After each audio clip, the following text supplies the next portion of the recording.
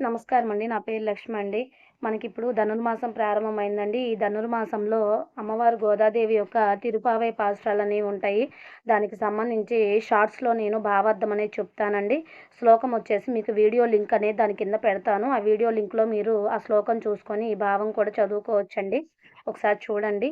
మా పాసురం 1 భావార్థం. భగవంతుని పొందుటకు అత్యంత అనుకూలమైనటువంటి మార్గశిర మాసం లభించినది కదా! మరియు చంద్రుడు చల్లనైన కాంతులు వెదజల్లడి మంచి రోజులు కూడా. కృష్ణుని యొక్క విరహమును తీర్చుకొనుటకు రథమును స్నానము నాడదలిచిన వారు అందరూను తప్పక రండు.